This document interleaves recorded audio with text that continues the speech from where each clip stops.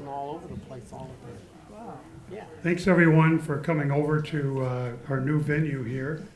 The reason for that, one is the big screen. You're going to see a lot of images today. We wanted to be able to make sure that everyone could see it. Another one is the sound system so that everyone can hear us. And the third is we wanted to record this because there are a lot of people who aren't here today. And there's a lot of information that will be kind of reviewed for the first time. And we want to make sure everyone had access to that. So tomorrow, this presentation in a recorded version will show up on the Property Group's website. And you can refer to that as a way to just kind of keep everybody up to speed. Before we start, we met 2 weeks ago. There's been an extraordinary amount of work done since those 2 weeks and since Monday for that matter. So I definitely want to thank Linda and Bob and Kyle and Chad and Matthew. Sorry, Matthew. Because it's been an extraordinary effort to get the design stuff pulled together, but also try and start to put a range of costs on these things. We'll kind of share with you where we are, kind of based on current information. So here's what we're going to do today. We're going to share 3 design options. We're going to talk about the project goals, the 4 project goals that we've talked about at every meeting. The various schemes that you'll see meet those project goals in different ways. And not all of them meet all of the goals, and we'll be clear about how that works. We'll talk about the scope in the various options, talk about cost a little bit, talk about maintenance a little bit, and then talk about value. But the purpose of this meeting, I want to talk about value a little bit more because that means a lot of things to different people. But the purpose of this meeting is to share some design alternatives that are just starting to take shape. These are not final designs by any means. These are not final costs by any means, but they do start to put design choices in cost buckets, and that's kind of what we want to really get is a sense of an overall budget, overall scope, and what the owners want to see happen with the project. So we're looking for owner feedback. You'll see a lot of stuff tonight. We don't expect a lot of feedback tonight. If you have questions, for sure, we're here to answer those. Any feedback we can get tonight is great. We're going to do a survey. We'll describe kind of next steps at the end of the process. But we're going to do another survey. And we're not looking for votes on an A, B, and C, but the questions in the survey will be put together in a way where you'll be able to express preferences. Because that's what we really want to do is kind of get a better sense of what people like, what they don't like. And then we'll take that information back, give it to the design team to create a final design and a final cost, which is still heading towards the June date. So today you'll see 3 options. You saw one of them, you didn't see images of it, but the one of them you saw last week in what we call the basic repair project. So that is the scope of work required to fix the building and deal with all the issues that have been found kind of during the process. This scheme does not hit all four of our goals, and we'll describe that a little bit in a second. Option 2 looks for quality upgrades that build on the work of option 1. So in other words, we'll talk about this in the context of value, but if the skin's off and the labor has already been purchased for the skin, it's a relatively minor uptick to improve the material of the skin because you're not starting from scratch. And then the third option are kind of big picture, long range project enhancements. We didn't actually know where that was going until we kind of, this is the classic dilemma. If you can't cost it till you've designed it, we can't design it till we've costed it. So we took a look at some bigger picture items. As it turned out, a lot of them are very expensive, and we're not necessarily recommending any of them. But you'll get a sense of things that might be out there for us to consider. These are the 4 project goals: stabilize the buildings and structures and eliminate safety issues. All the schemes you'll see do that. Reducing ongoing maintenance costs is a goal.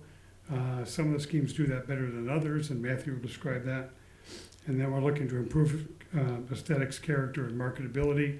And again, all three schemes don't exactly do that in the same ways either.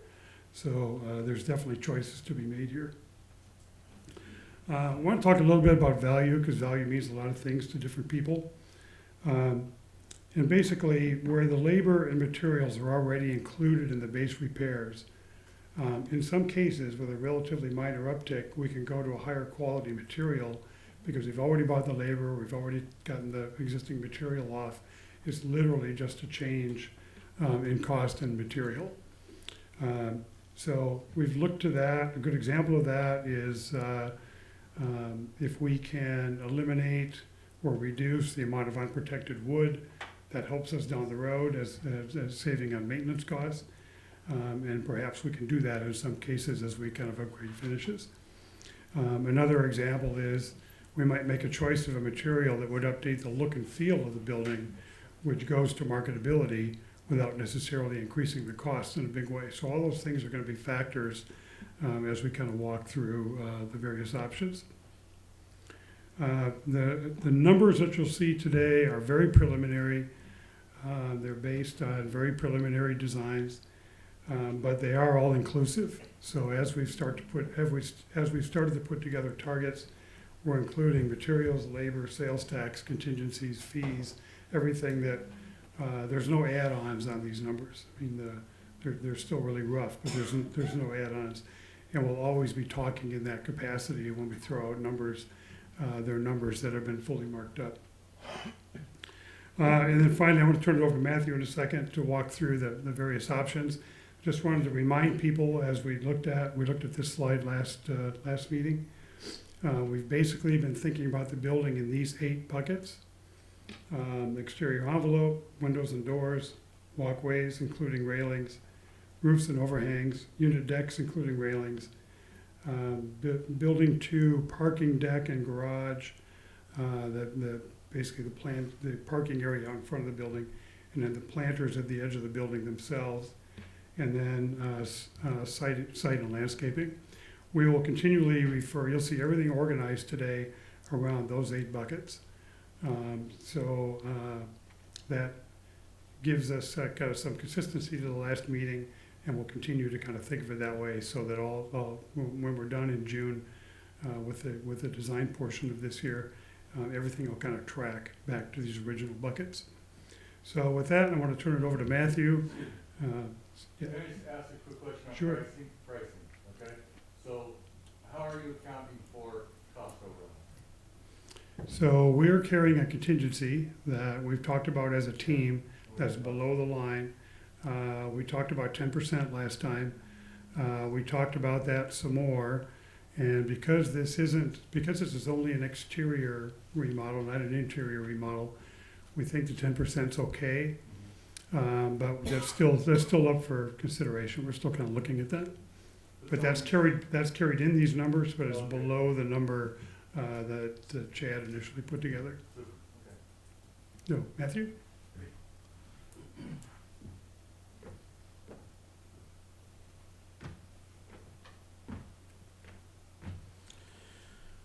Welcome, everyone.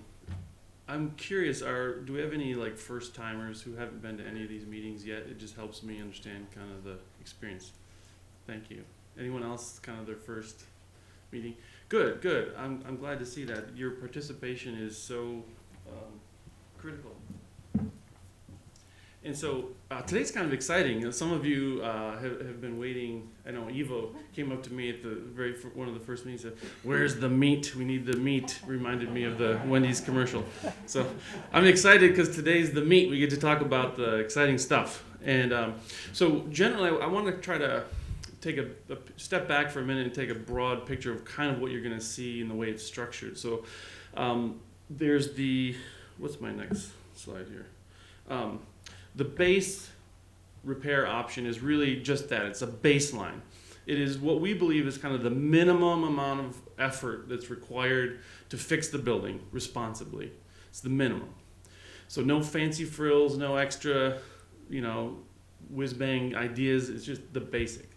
And the other options build on that incrementally. There's the kind of the middle option, and then there's the higher end option. And so those are the ways that the options are divvied up. What I want to make really clear is that it is in many ways sort of an a la carte type of thing. Not in every single aspect, but there are going to be lots of parts and pieces that you all can decide, yes, we want that aspect on option 1, or we want option 2, but without this, and we want that piece from option 3. We are going to mix and match these little building attributes as we go through and kind of decide where you all want upgrades, if you want upgrades, and kind of come up with a custom solution. So that's sort of the biggest point that I want to make before we get started, because it is not like pick option 1, option 2, or option 3. That is not what we're talking about. We're talking about option 1 is the base, and then what are the upgrades, if any, that you all would like to choose moving forward, and to come up with your own custom solution. Does that make sense, everyone? Good. Excellent. So option 1, this again is the baseline. So referring back to the project goals, we believe that it actually only meets 2 of the original goals, and that it stabilizes the structures and eliminates safety issues. And for reasons of lower upfront cost, doesn't necessarily reduce ongoing maintenance, nor does it necessarily improve the aesthetics and markability of the building. But it will make it a safe building, and it will keep the rain out. So very functionally oriented design option. So what's in that scope? So for option 1, which is the baseline again, there's a replacement of the exterior building envelope with an inexpensive painted cladding, much like Hardy plank or Hardy panel, but it would be a painted finish. Replace the doors and the windows with kind of the lowest available grade kind of vinyl quality windows that meet the energy code. Patch and replace the existing walkway structure, so not a replacement, but a repair of the existing wood structure that's there, and install new pickets to make sure that the railings are to code as well, but they would essentially be the same, but with just more of them. With regard to the roof, the structural issues would be addressed, and in doing so, it really would be exactly pretty much the same amount of money to replace the whole roofing, because we're going to be touching every part of the roof anyway. So the roof would get totally replaced. Certain unit decks would be repaired, so all of the damage that's existing would be fixed and replaced with new finishes. All new aluminum handrails put on those as well. With regard to the drainage in the parking area, there would be new storm drains installed, and then waterproofing from the buildings out only about 2 feet. So just kind of that connection between kind of where the gardens are and up to the buildings, that would all be have new waterproofing. And then, of course, any plants and landscaping that got damaged during the project would be replaced as well. This is where I show you the model. So what I'm going to do now is I am going to show you which one is it? 3, 1, option 1. Is there a reason that's not shown?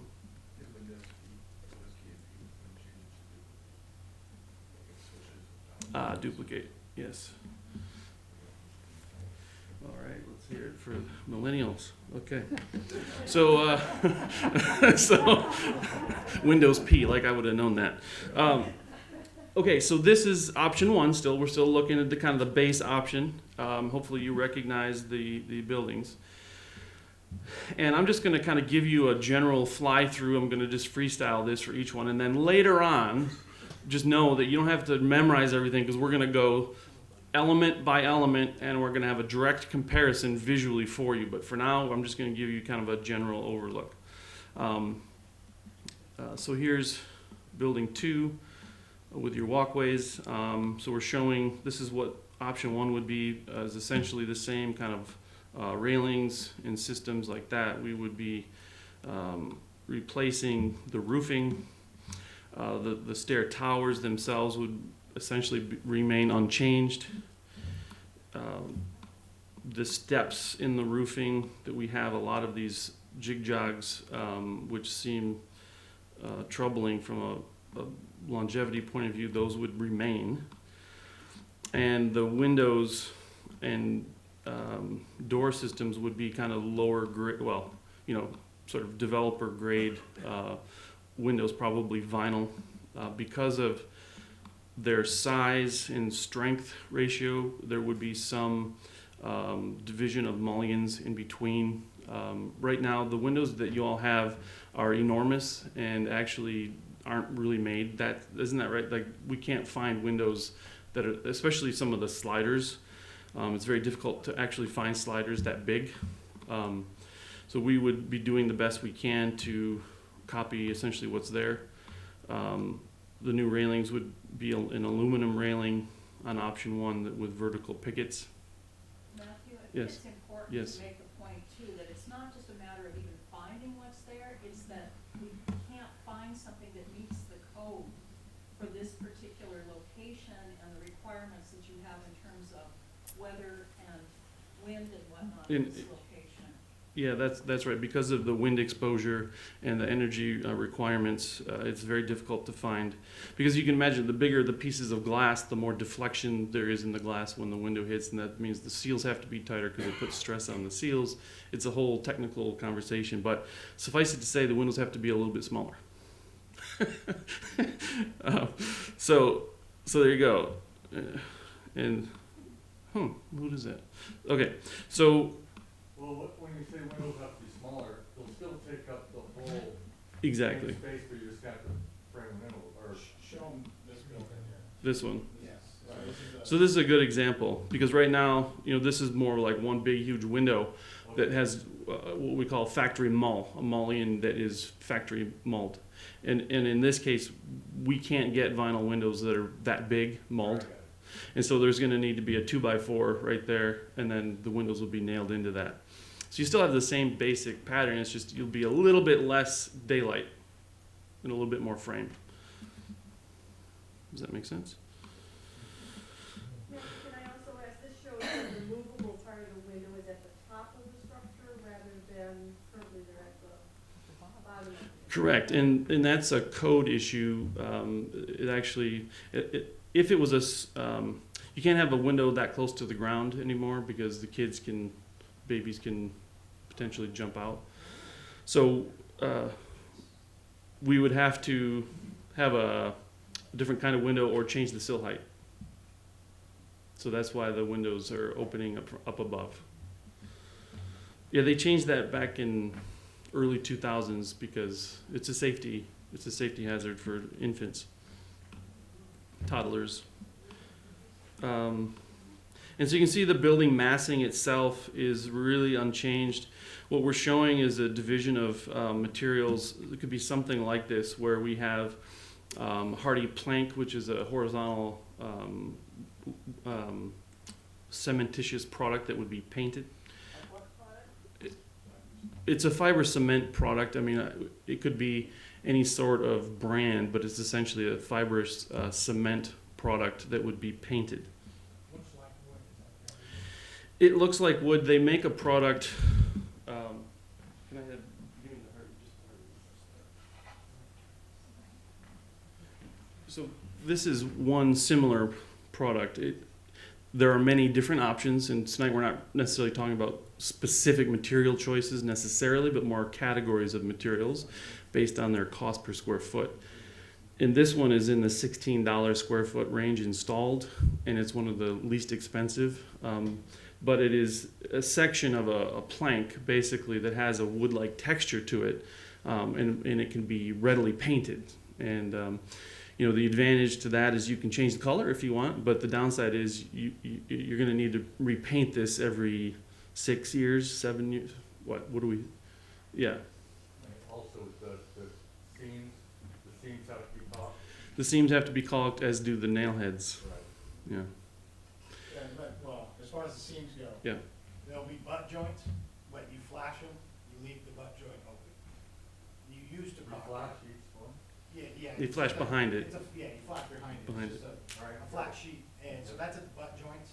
Yeah. But, Yeah, and then you have to seal all the penetrations, so, and end cuts, that, like, you know, And so there are also many different versions of this product that come in a panel as well that could be installed with different detailing. The sliding glass doors you show there, Yes? obviously they've been made smaller, is that correct? No. So they're still 10 feet? They're not 10 feet everywhere. The bigger, the sliding doors that are not 8 feet wide, they're wider than 8 feet, they have to go to a 3 or 4 panel. Yeah, I'll show you. I'm trying to find the one. Building 2 has some. That's what we have. Yeah, there, right there, right there. So that's building 2. I just didn't understand why some were 2 and some were 3 panels. So yeah, it's very difficult to get sliders that size now. Anyone who wants a 10-foot, 2-panel sliders is an idiot. Apparently. Nobody wants. Apparently so. Okay, moving on. Let me see here. Where did my, oh, there we go.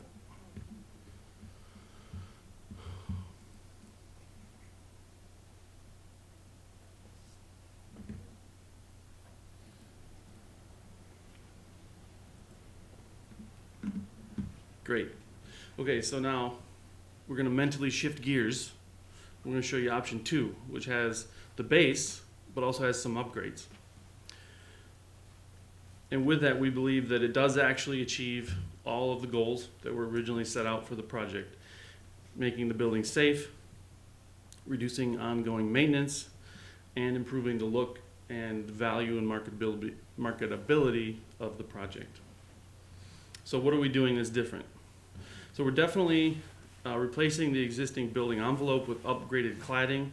In addition to that, this option would have an upgrade of a 1-inch rigid exterior insulation around the entire building envelope. That makes a huge difference in energy performance, by the way. The existing carports would in fact be reclad, whereas in the first option they were just seismically upgraded. They would actually get a new siding. And then there's, if you think about the stair towers, right now there's like this copper metal that's on the base of those stair towers.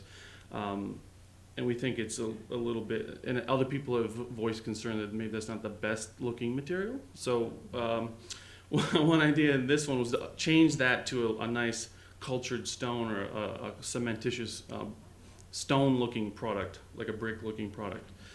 And we have samples of that in the back as well. The walkways would actually get a new walking surface that kind of, I don't know if you saw the mock-up at our last meeting, the one that's more like a concrete look to it. Could have a new walking surface.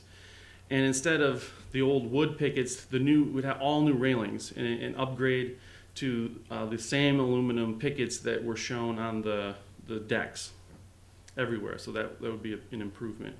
So in addition, we're gonna fix all the structural issues, replace all the roofing, and then there's a little detail I'm going to show you that is a structural change and an aesthetic change to the entry roofs. All of the deck structures, of course, will get replaced or repaired and replace the finish on those decks. And then in this case, the upgrade was to install glass handrails on them. Definitely installing the storm drains in the parking area that's necessary. And instead of just the 2 feet, this option proposes having waterproofing from the building all the way to the edge of the asphalt paving. So that whole zone in there from the parking lot to the building itself. And then this option, in addition to replacing the landscaping and the plants that are damaged during construction, also includes an allowance for, what is it, what was the allowance for landscaping improvements? There was an allowance included for some site and drainage improvements of about $200,000 in the budget. Okay, so now I'm gonna do the fly around of option 2. What are glass handrails? What are they? Yeah. I will show you. Why am I gotta escape. Okay, here we go. Let me see if this makes sense for you. So That's the wrong one. I have to do that every time, huh? So what was it? Window P?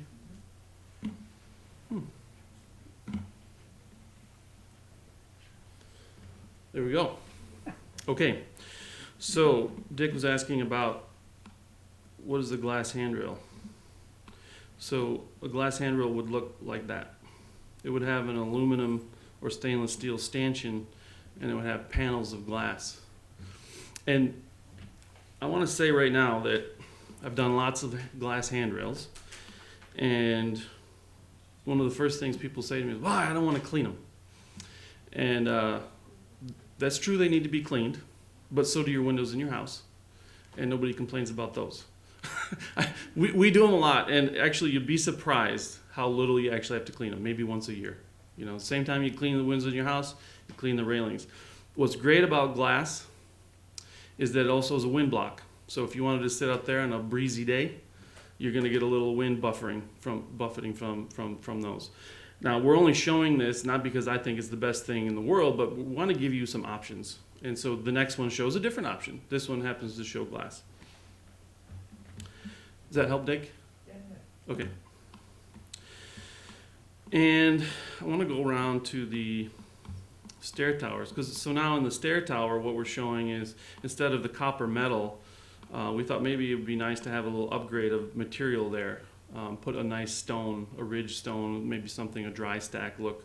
It can be done fairly cost effectively, about the same as some of the siding materials that we're proposing for the rest of the building. So it's not a huge amount of money, but you get a major benefit aesthetically. And while I'm in here, what this proposes is, it proposes an upgrade to the railing. So the railings will be completely replaced by a railing that has aluminum pickets and possibly a wood top rail, a handrail. But the structure itself is the same structure. It's just repaired. It's still wood and it's still painted. And then I told you a little bit about how we would add a little feature here on the roof over these entries. And I want to explain to you why we're proposing this. If I go back to option 1, I'm going back to option 1. Let me show you, I think, is it building 2 is kind of the worst one? They're both pretty bad. Okay.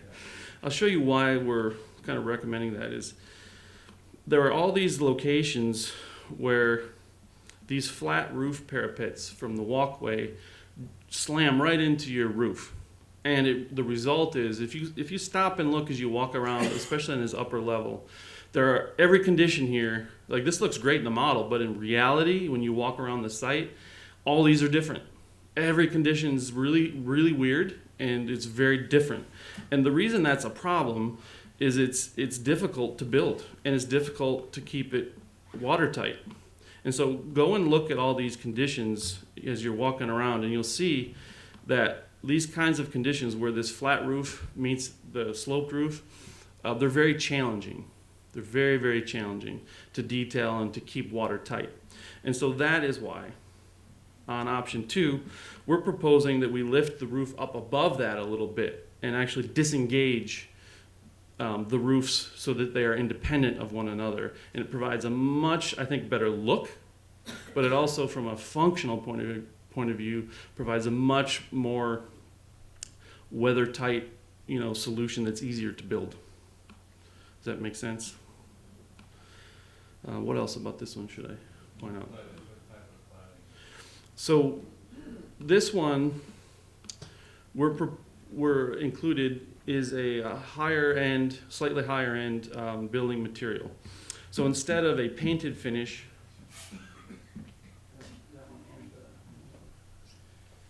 so the price difference is, what is it, Chad? About, it goes from like 16 to about 20, 25 bucks a square foot installed. So this one, there's going to be choices, but that's the range that we're looking at. This one, if you see this, can you see that? I mean, it looks like wood, right? I mean, it's not, but it looks like wood, and it's pretty convincing. What's great about this is not painted. It has a factory applied epoxy finish that will last. I think it has a 30-year warranty or something like that. And it will last a very long time. All you need to do is hose it down once in a while and get the pollen off it. But you know, the sun's not going to hurt it. It's going to last a long time. We've used this on many projects.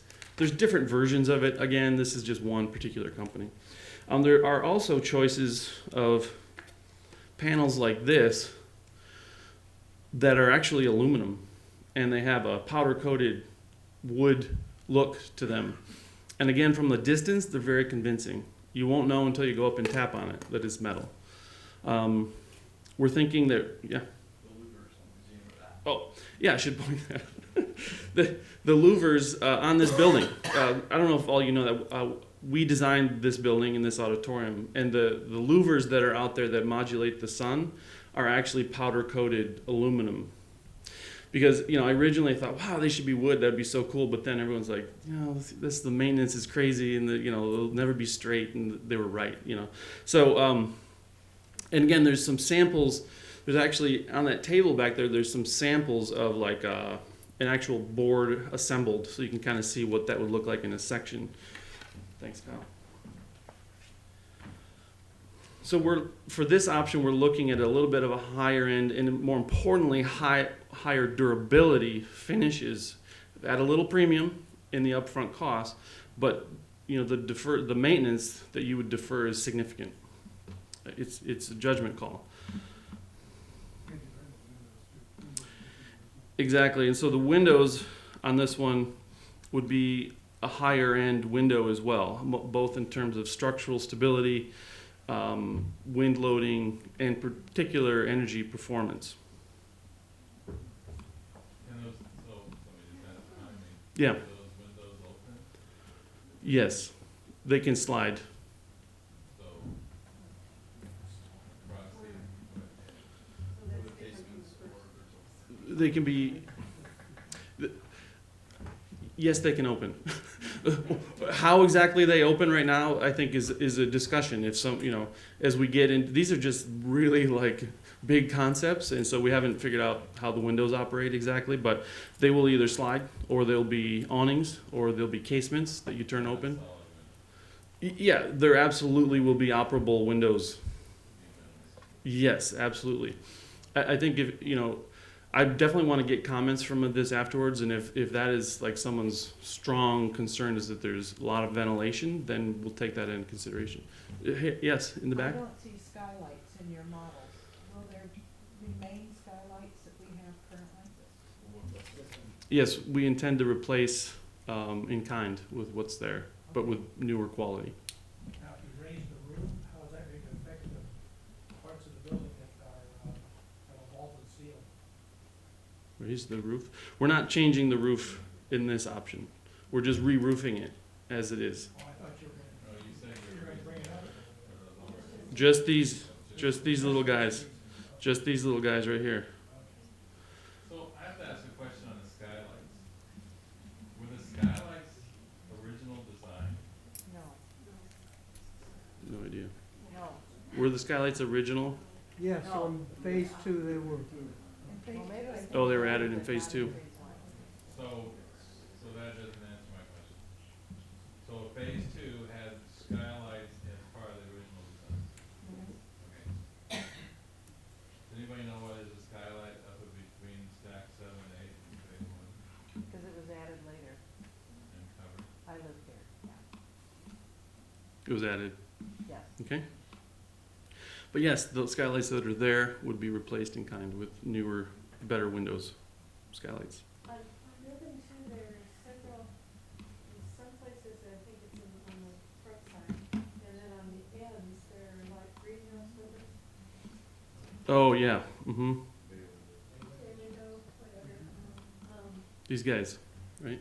Yeah, and then on the far end, they're different, they have, at least mine has a glass on the ceiling. So yeah, we're proposing that those would remain windows but have a roof over them. Yes. So I would lose that, of light. Yes. It's also a huge place where you lose tons of energy and have a high risk of water intrusion. But it's the proposal. That isn't nothing set in stone. So, we want to hear your comments for sure. And if that's a huge concern, please let us know your concern. That's why we're doing this. This is exactly that, to hear from you what you think. So we got to, we're just starting somewhere. So. Okay. Anything else on 2?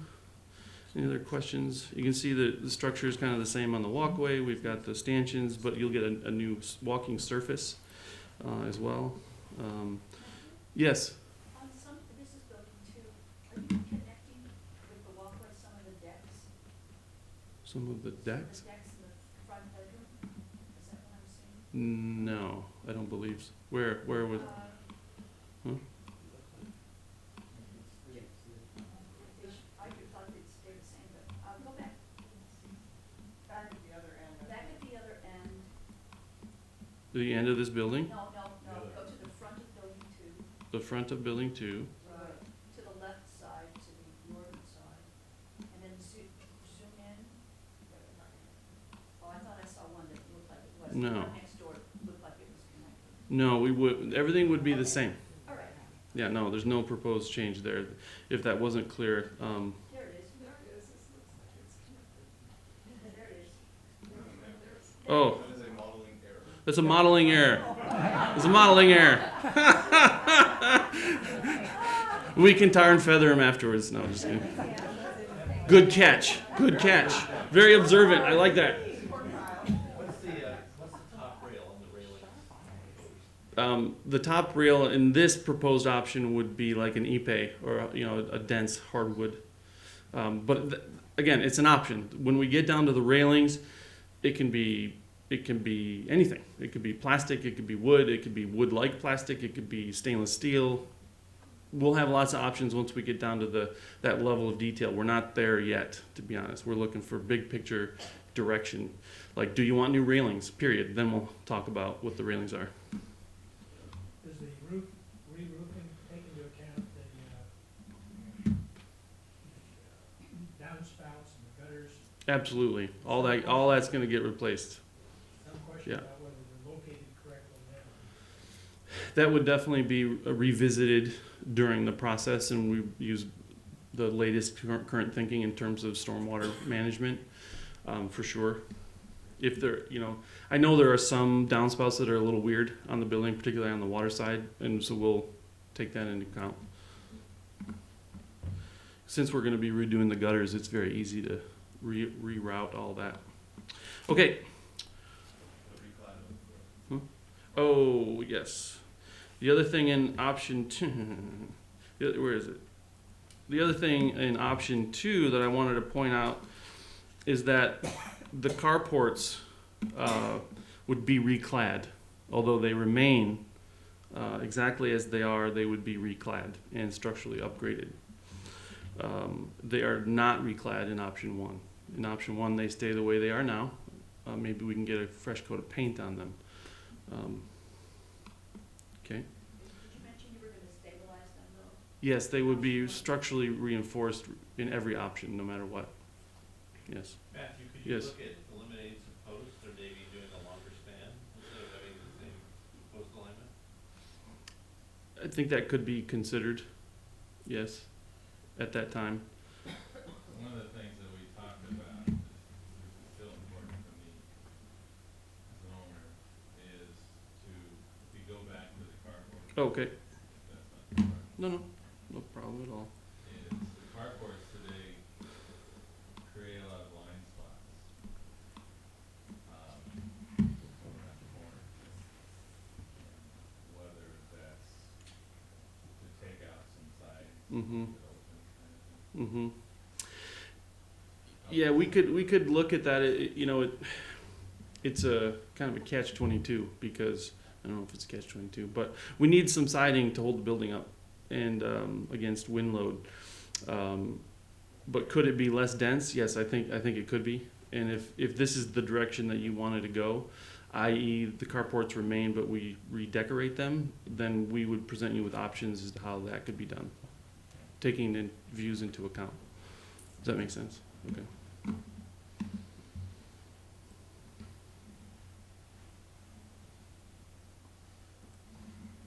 Okay. Okay, option 3. All right. So again, we're shifting gears, right? Going into the last third option. So this one has got all the bells and whistles. It's the full enchilada, the full meal deal. Okay. It's got all of the upgrades. So think about when if you go to buy a car, and you want the leather seats and the heated seats and the cooled seats and the navigation, want all that. So the chances are that this isn't going to be an option, but we had to have an option that had everything in it so you could see what the choices were.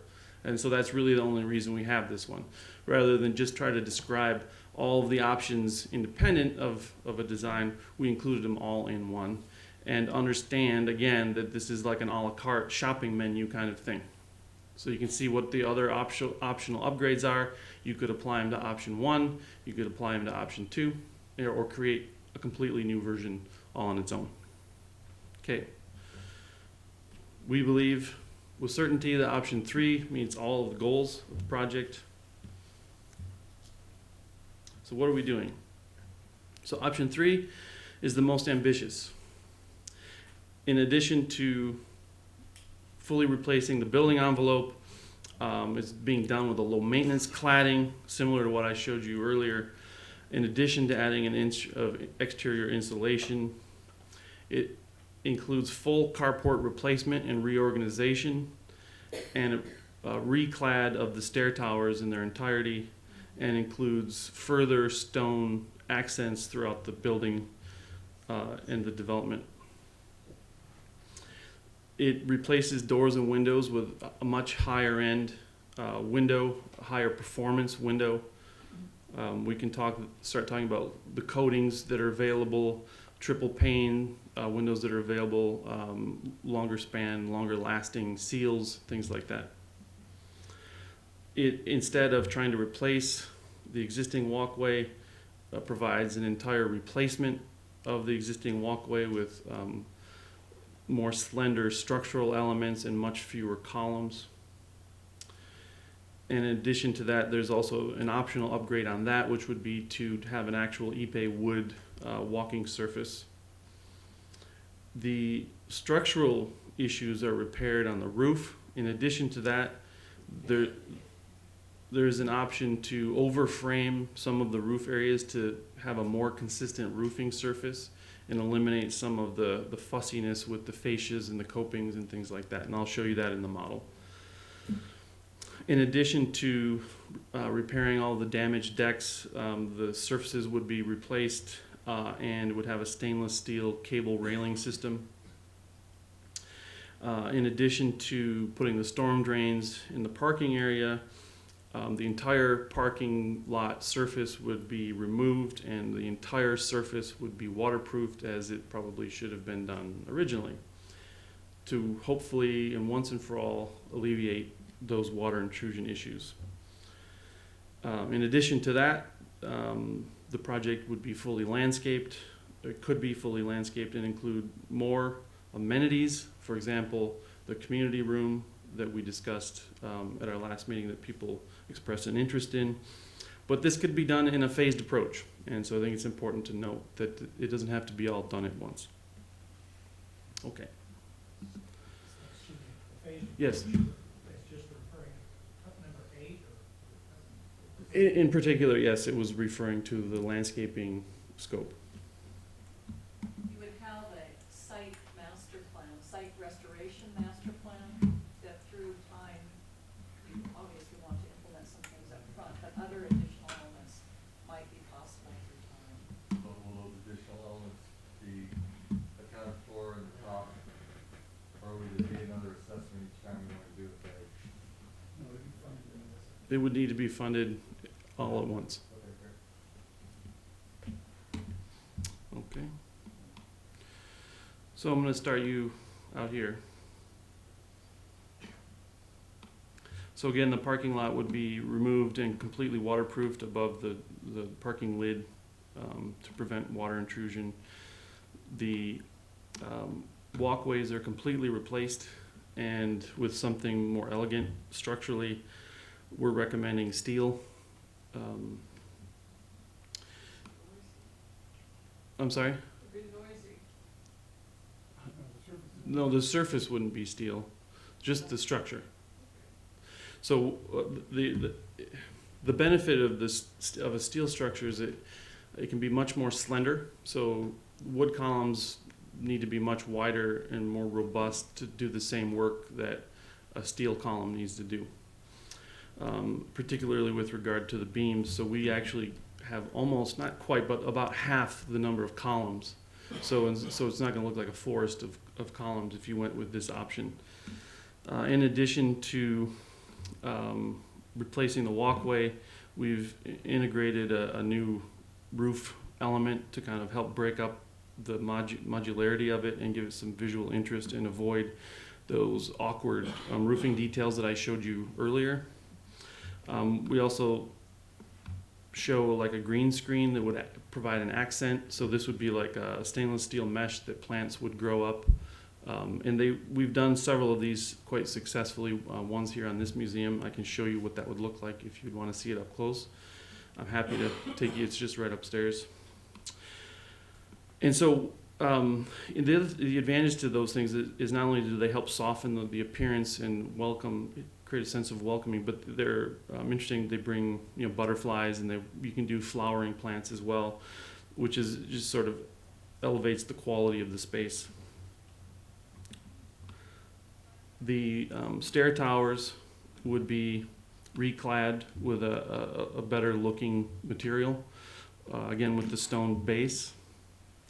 The stone is also becomes a feature of the chimneys. So that instead of the chimneys being clad in wood, they would become a prominent vertical element that would help organize the structure and give it a little bit of a higher end look. The stone, Chad, correct me if I'm wrong, is how does the cost of the stone veneer compare to the epoxy coated cement panel? It's a little, well, based on option 2, it's a couple more bucks. It's a couple more bucks a square foot. So it's definitely an upgrade, but it's not astronomical. It's not like twice or anything. So and what we did is to break up this facade, because right now the facades they're pretty flat, and so in that there's a lost opportunity from an architectural point of view to create this vertical element that becomes an organizing anchor for the rest of the building. So what we've done is actually overframed this a little bit to bring the visual mass of the chimney out a little bit, so it has more of a massive feeling, and then it helps to anchor the rest of the building to it instead. Whereas now it's just this flat surface, and you have no differentiation of material. You can see the guy is pointing at the chimney because he's like, "Hey, look at my new gutter." So in this option, again, we're just providing options, right? So this one would be again replacing the railing systems, but with a fully stainless steel version. And incidentally, I don't know if you know, but there's a fantastic.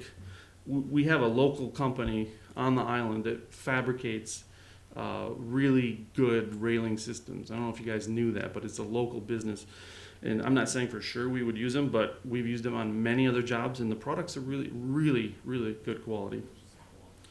Oh, thank you, Kyle. There is a sample of their railing system on the table in the back that shows the different options, especially in terms of like there's a rod and there's different cables. So you can take a look at that.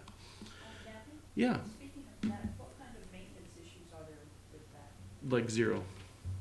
I mean, okay, I take that back. There's nothing is zero, right? But you have to tighten those cables once in a while. So somebody would have to go around with a wrench, particularly after the first 6 months to a year. Those cables are going to stretch, and to keep them up to code, they need to be tightened a little bit and checked every couple of years thereafter. But they won't rust, No, they won't rust. They're fully stainless steel. they don't need painting They don't need painting. or washing. Or not really, no. Rain. The rain will do that for you. So, since we have no rain, yeah. Excuse me, but what is safer about that type of railing than the vertical railing? Because I'm mother of 4, the grandmother of a lot more than that, and that type of railing Mm-hmm. I'm aware that that argument has been made. All I can tell you is that the railing meets code and would be safe from that perspective. Sure. Anecdote, Climb up and go right over it. anecdotally, we hear that that doesn't happen. That the cables are not that sturdy. If someone were to, I mean, I'm not gonna say that I know for sure, but it meets code, and you know we have one of the strictest codes in the world, and I'm sure I guess we can provide some evidence or there must be some research out there somewhere. You were saying these guys make a vertical version of this. Yeah, they do. That's a good point. They do make a vertical version of this. Right. I've never tried to climb one of these, but I can tell you that the cables, you know, don't. I know kids can get everywhere, but there are other things you could do personally in your unit to prevent that from happening or sort of assuage your concerns. They're up to code and they're one of the choices. Thank you. Yes. But again, we're here for those kinds of comments. So the questions and the comments are good. There are so many choices when it comes to railing systems. I don't want to get bogged down on this particular one because again, the decision isn't what kind of railing is. Do you want new railings? And if so, how does it fit into the overall choices? There was a question over here. Yes, sir. These kind of railings, do they hum in the wind? I hope not. I don't know. Maybe we could tune them and like get a harmony going.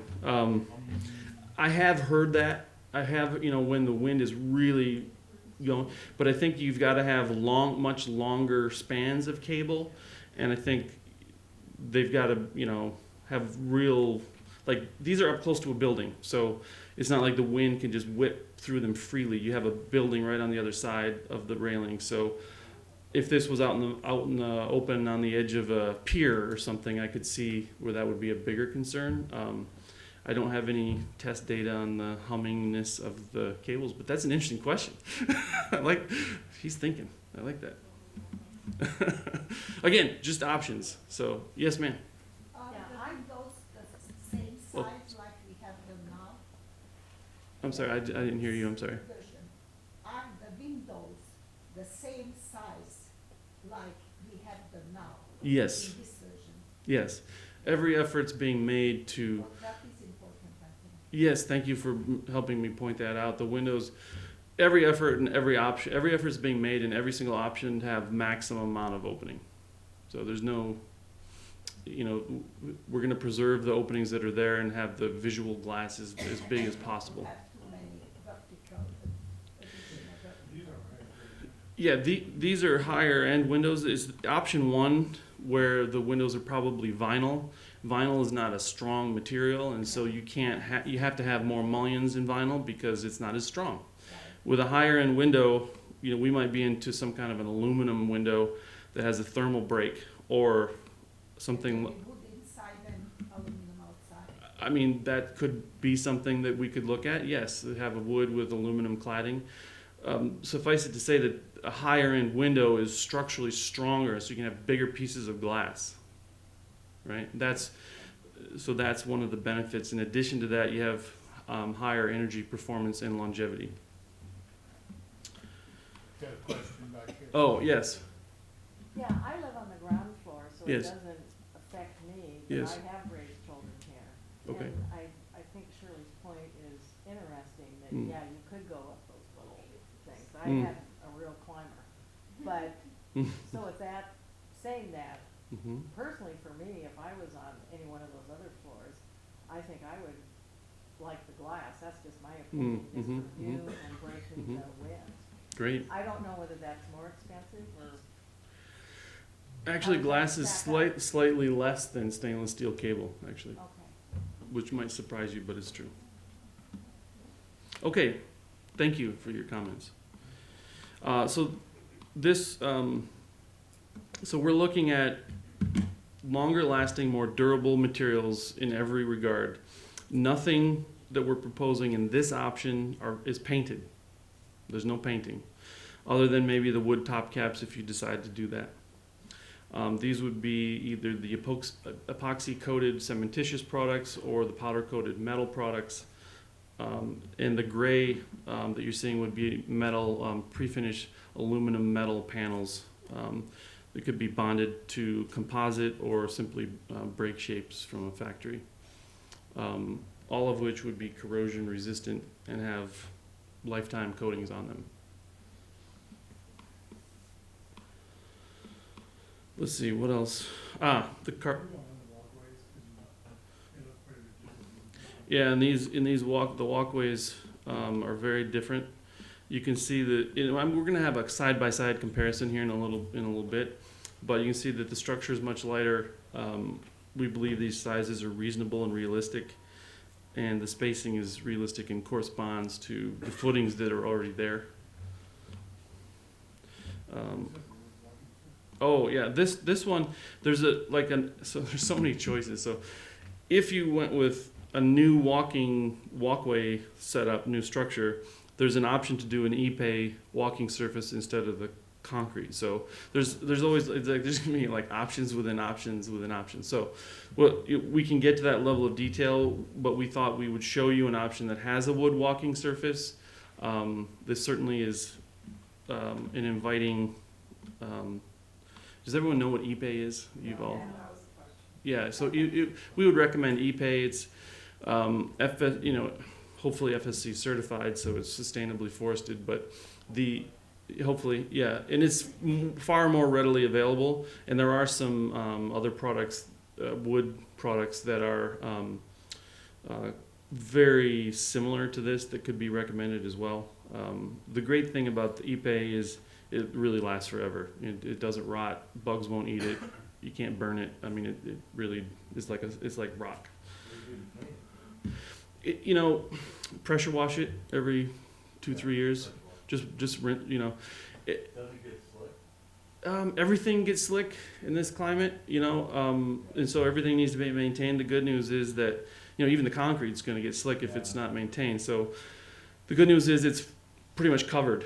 Right? These are covered walkways, so they're not exposed to weather. The epay will gray out over time, and if you like that look, then just let it gray. And you don't need to do anything. It's completely maintenance free other than rinsing it. If you want to maintain a newer-ish look, you can use a little bit more pressure on the pressure washer, and it will take that gray off, and it'll look almost like new. Okay, so anything else on the walkways? Carports. So this one envisions a whole new idea for the carports. And there's some distinct advantages. One is visibility. That issue was brought up. The other is now the carport isn't a wall keeping you out of, there's this, by organizing the carports this way, you actually create view corridors into the development, which I think is really nice, not only for curb appeal, but for safety and interest. The carports, we have the same number of parking spaces, but we've organized them more efficiently. And so this building over here is your community room. You still have your storage units on the inside. You can see it creates a structural spine, so the structure is very efficient. So this basically the structure here is the same as the one to the other side. Much lighter, much more transparent, and is a very simple and logical layout for parking. It's just a nice U shape. You can drop people off there, go park your car, whatever you want to do. What is Yes? the roofing material? This is envisioned as a polycarbonate. Oh yeah, thanks. There is a sample of that up there as well. It's a lightweight, color fast plastic material that is used a lot in commercial skylights, things like that. It doesn't need to be translucent. I think it would be cool if it was, but it doesn't need to be. If you wanted it to have an actual roofing on it, if like that was a concern for some reason. Obviously, the discussion at this level is more like, do you want new carports? And then we can, maybe you hate the design that I've shown, that's fine. But the organization is really sort of the point here. We can have this, yes? Is it fair to say if you want the community room, you have to do the new carports? Yes, unless you're gonna give up a bunch of parking spaces, which I don't think that's gonna happen. I'll buy everyone bikes, and we'll, What's the purpose of the space between the two sides? between the, The alley that goes. here? No, between, Center building, center building, between the two parking sections when they come together. I'm lost. The butterfly. Oh. Nothing. Oh, sorry. Too detailed. Like it's just a concept. It's just a concept. Because it's maintenance still. What? Yeah. So try not to take things so literally. Like it's not. I'm not actually like. There's not actually gonna be a foot between. Okay. So we put these together very quickly to illustrate a concept. Okay. So no, I don't think you're gonna run your lawnmower between these two. So in actuality, if you would like me to explain, I would envision that these, as I tried to explain earlier, the structure is connected. So you have one sort of mast that runs through the middle, and they're one structure that the roofs sit on. The reason it's an artifact of quick modeling that we design one side and then rotate it to copy it, and there happens to be a space in there. It's an artifact from modeling. But trust me, we're not going to have a thing in between. You guys are so observant. You're catching all my little mistakes. I love. So, Matthew, yes. is there any thought of changing it to a porous pavement, or if we redid all that, would there be a thought on that? Yeah, I mean, well, right now it is more or less impervious, but certainly there's an opportunity to remove it and replace it with porous paving. That the city would love, for sure. And one way or another, that surface is going to need to be upgraded because there's going to be a bunch of weird holes in it if we move the carports that are there now, and so it'll have to be at a minimum patched and resurfaced. So yeah, I think that's definitely an option, is to look at either part or an entire pervious paving system in that area. Yes. Has there been any consideration to including solar panels either in the parking area or? Yes, absolutely. I appreciate you bringing it up. These buildings here are actually oriented so that this surface and that surface could have it. We also think there's enormous opportunity to cover the southern facing roof surfaces with solar panels as well. It's not currently something that we've budgeted, but I think what we've discussed is that there would be kind of an elected, how would you handle the solar panels if you want to get to that point, that each homeowner would sort of decide, and it would be like an optional personal upgrade that you could do. That's what they did at Vineyard Lane, something very similar to that. And in terms of the constructability, it's not an issue from our point of view. Certainly can be done. I'm glad you brought up the roof, because it's a good segue. This option, remember all the jigs and jogs that the roof kind of steps, especially on building 2.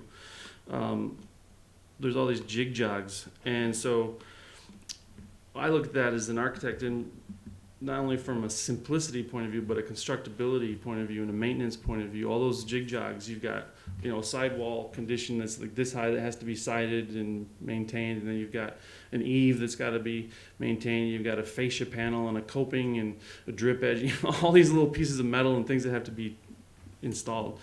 And so, if you look now, some of the problems at the building, I mean, that's where we're having these fascia panels that are warping, and so we think an optional upgrade would be not just to replace the roof, but while you're at it, overframe those lower areas and try to get a more uniform roof surface. And I'll show you an image that illustrates that more clearly. Anything else on option 3? I think I can go back to the PowerPoint. Yes? Yes, sir. how you would, create this structure relate to the existing building and new code.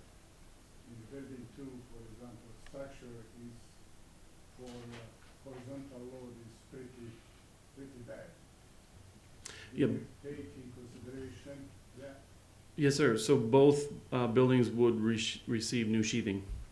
Just that, you wouldn't add any kind of a panel, wall panel, what would be? I mean, we have a structural engineer who will look at it in more detail, but at this point, I don't believe we have any reason to believe that the building needs anything more than proper sheathing. Well, I think it's needed, definitely. The structural engineer should be involved in this, on this, time. Have they looked at that, Chad, yet, the structural engineer? No, for the, he's asking about the lateral stability of particularly building two because it doesn't have sheathing. Oh, correct. And he's questioning our assumption that the sheathing is more than enough to handle. Yeah, and based on preliminary review of OIC, I believe that is the consensus. So it has been looked at. Has been looked at, yes. Ivo, let's talk afterwards. I can get more specifically, but because I know it needs to be addressed. I believe the structural engineer has looked at it and determined that it'll be fine with the sheathing upgrade because it currently has none. So I think it'll help. Yeah, a little bit. But fair enough. Before you Yeah. leave, could you just give us a little peek into the community room, how many square feet is the room? Oh my goodness. Just, I know it's. Okay. We did not design. Okay, again, so Right, I know, it's more of a footprint discussion about where it might go. But generally speaking, it's kind of that big, and it kind of opens up. And no, it's not all glass or anything like that.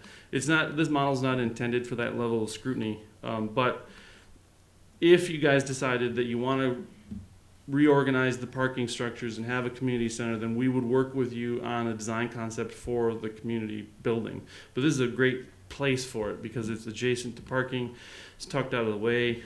There's already a building there. We're not going to block any views that aren't already being blocked, etc. So, okay.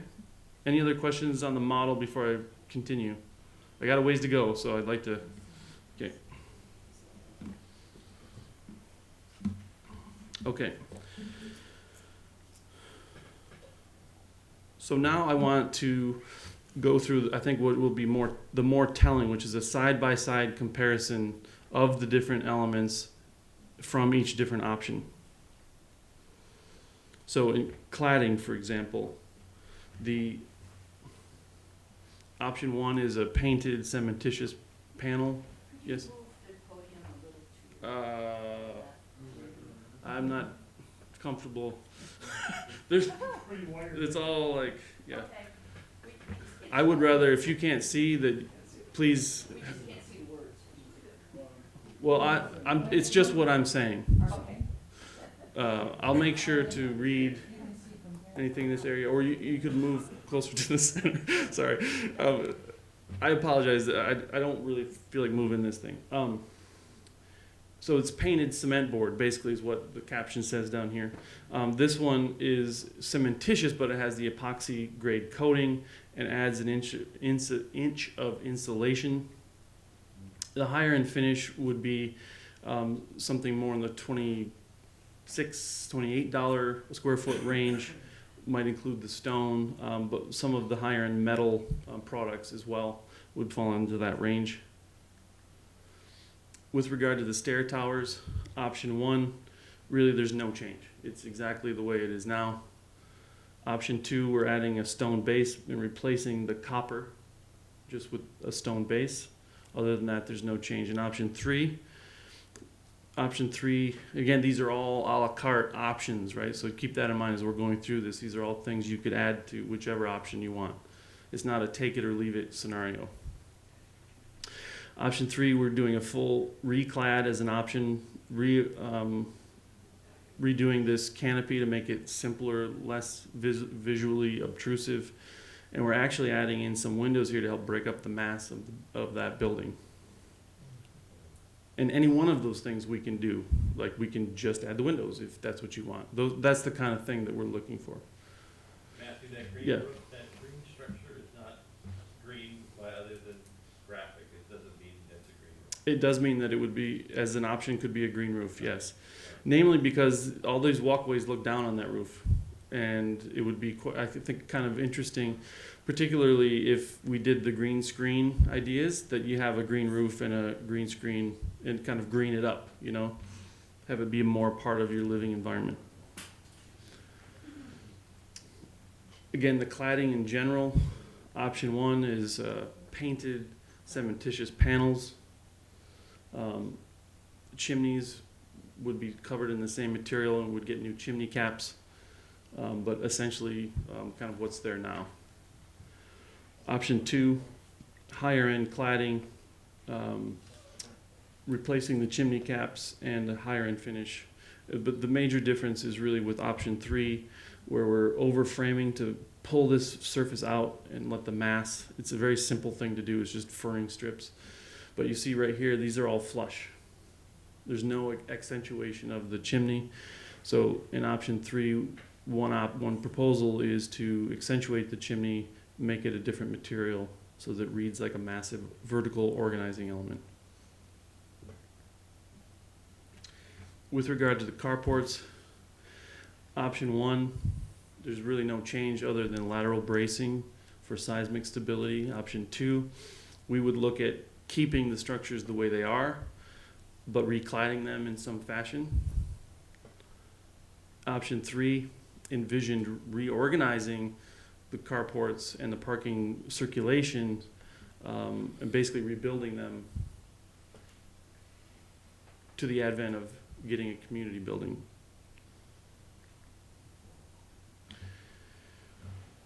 With regard to windows and doors, we covered this, but basically the basic baseline package for windows is kind of the developer grade windows in option 1.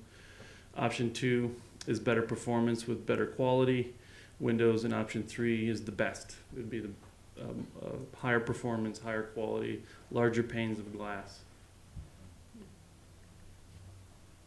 Are there energy, I keep hearing this, are there energy credits that go with higher end material? I think there can be if you go over code.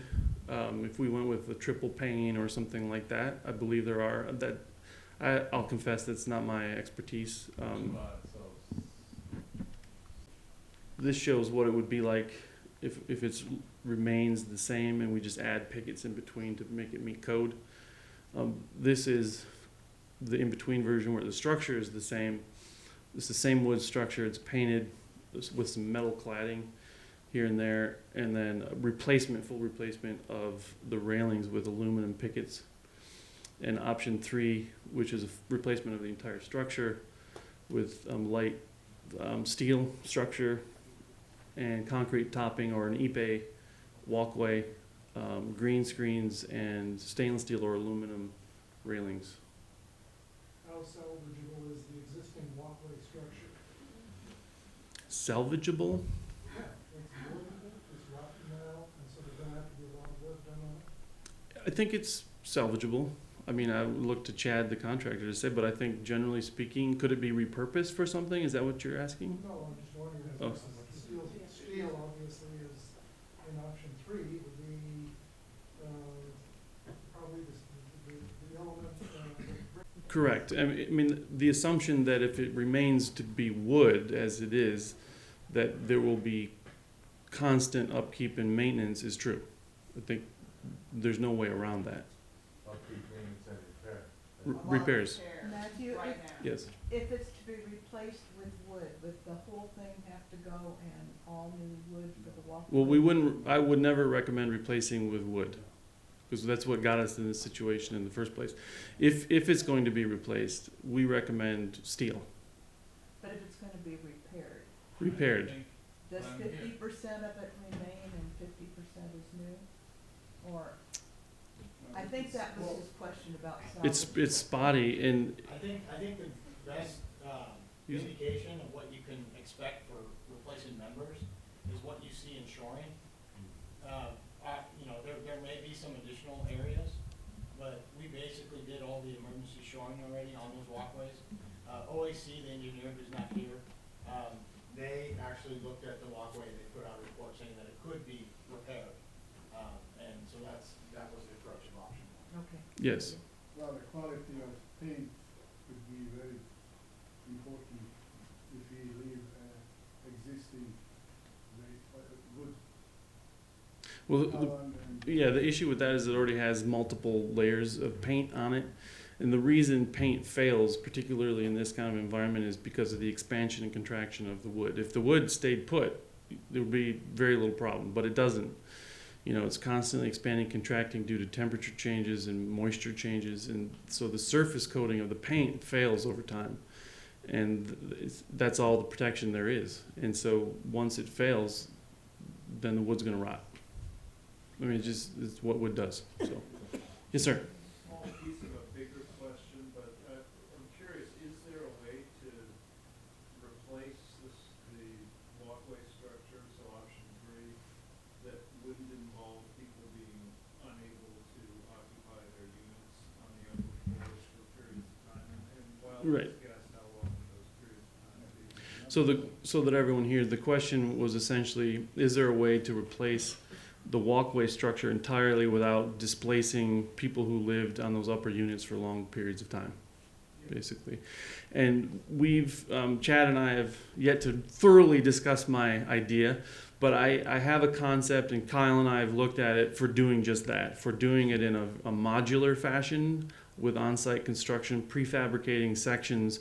And so, you know, over a 2 or 3 day period, one section will be removed and a new section is put in place very quickly, maybe even on a daily basis. You know, you move one section in the morning, replace it in the afternoon, and hopefully have a seamless transition. I think that can be done, for sure. He's dubious, but I'm going to convince him. And well, certainly it's a factor for sure. I would, as an architect and advocate for you and your long-term viability of this investment, would suggest that you don't let that be the major determining factor. Yeah, absolutely. So I assure you that we will be thinking about phasing and having the least impact on you folks as possible, and have more information for you at that time. What's the finish on the steel? There are a lot of options. I would think a hot dip galvanized would be a brilliant solution. We can even paint that if you don't like the look of galvanized steel. Bob's shaking his head no, but you can powder coat galvanized steel. But I personally would just go with galvanized steel. It lasts a very, very long time, especially if it's hot dipped. Okay, I'll keep going. Back here. Yes. Oh, sorry, I cannot see you back there. Thanks. Maybe this doesn't follow the train of thought when we're Okay. talking about these walkways, but backing up to one of the pictures that you had about the windows in phase 1, particularly on the ground floor, when you were talking about the skylights remaining, because they were, even though they were done after the building was built and people added them, so they're kind of grandfathered in now. Right. Are original sliding glass doors that are on the ground floor going to be grandfathered in, that come off of somebody's living room? Because I have an original sliding glass door there. All the doors and windows. I mean, the opening would Oh, remain, okay, I guess I'm not making myself but all the clear. doors would be replaced. But how? It should Because be. some people have, when you're looking out from your living room, originally in the design back in 1979, where you looked off your living room towards Seattle, Mhm. there was a solid wooden door. Cheryl, I think I understand your question. Can I try? Let me try. Will there be symmetry in what all the doors will be for a particular stack? Oh, Right now, there's a combination of some sliding doors and some wood doors. Would they all be made the same? Is that your question? Well, I guess that's my question. Mm-hmm. but they're not symmetrical now. But for those of us that have had a sliding glass door, and a lot of other people have taken out their wooden door because they like the view of Seattle, and they also have sliders.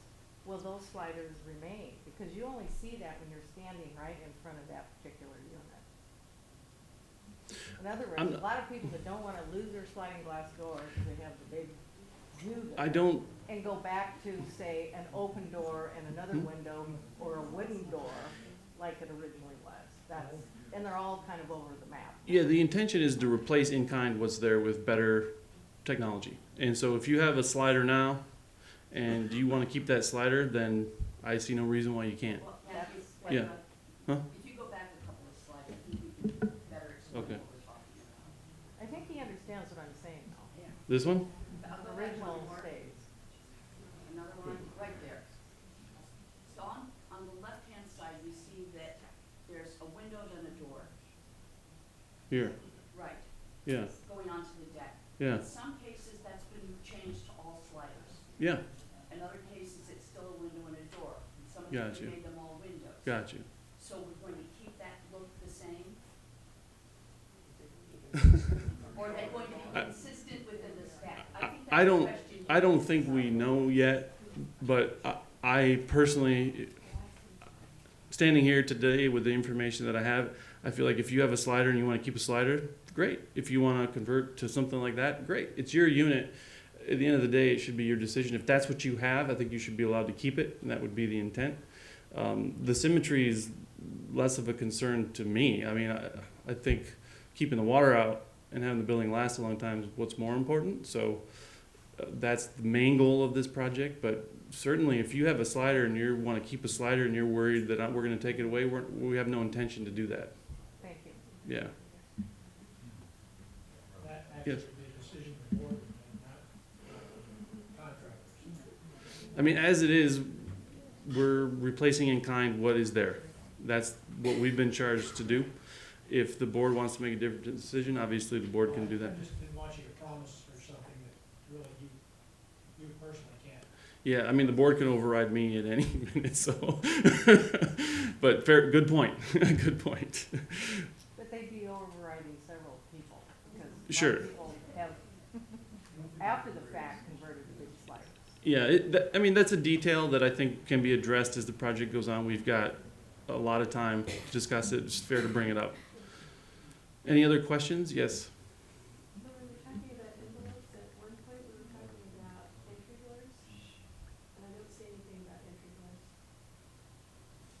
Well, I think again, that's a detail that the doors will be replaced. Period. And the details of what those doors are going to be and all that will come at we have a few design sessions with you. This isn't the only chance you're going to have to comment on this. In fact, as we move forward, we will get into more details. You can see that there's so many levels of decisions that need to be made, and we definitely need your input on that, but it's most helpful sort of titrated at a rate that is appropriate with the level of detail that we're looking at the project. Does that make sense? Awesome. Okay. Might add something here. We talked about the possibility, we want to do the survey in terms of materials and better understanding of your preference first and further. Definitely, discussion, definitely, input from owners. definitely. Thank you. Okay, this is, remember I was going to show you the difference in the overframing of the roof. Option 1 and option 2 are relatively, there's no change in the roof. I mean, the roof is going to be replaced, structural issues are going to be addressed in both 1 and 2. There is an option, if you wanted to do this, in either option you could do it, but eliminating all these ups and downs and these jig jogs in the roof, because you see these things, and that's a difficult condition to build and maintain. I can just tell you that. And so while we have the roof off and we're doing this work, it's really easy to overframe this area and just have a nice smooth. Please ignore this line right here. That line isn't really there. Just pretend it's not. And it's really one smooth surface. And so the idea is to kind of make a uniform roof surface wherever possible, where it makes sense, to avoid all these kinds of weird little jig-jog details that are problematic over time. So that's another sort of a la carte optional menu item that you could elect. Aha, and then with regard to the entry canopies, remember I was talking about these very awkward roof conditions, and please do look at them. Go up on the top and look at those intersections, and you'll see what I mean.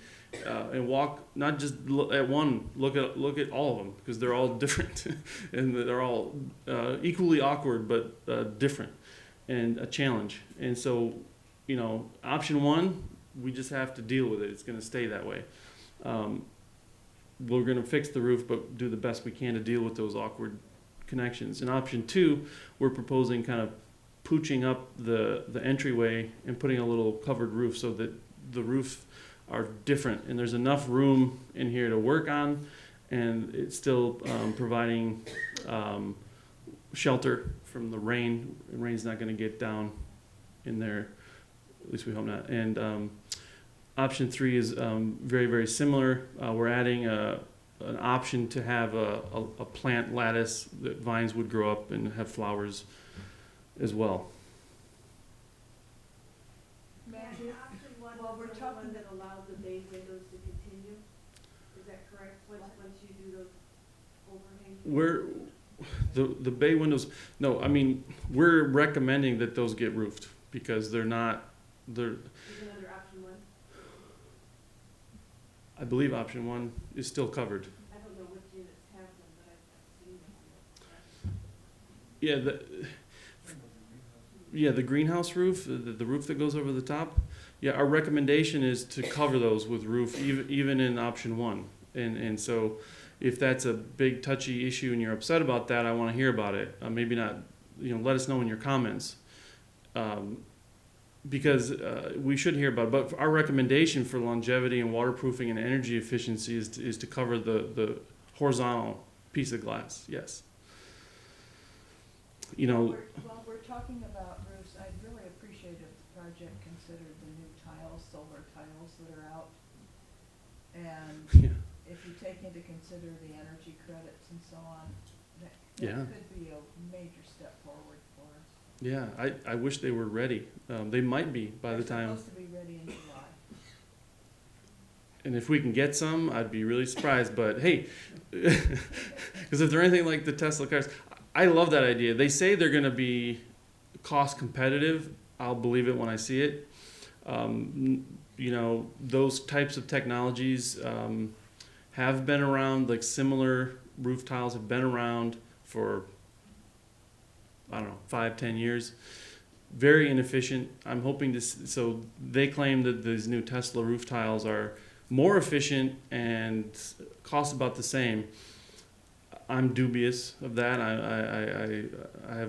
I'll be surprised, but certainly I'll be the biggest advocate if that is the truth. I mean, We if have a year to get them. yes. I mean, certainly, trust me. If what they say is true, I will be a huge advocate for those roof tiles, and I'll recommend them and bring them to you to decide if you want to use them. We're following that technology closely, and because I have many projects that could benefit from that. So we'll see. The good news is, I guess, we won't be under construction for a while now, so we've got some time to see how that evolves. Would you consider a metal roof on it? We did consider a metal roof, and I think that that could Yeah, I'm not fortunate.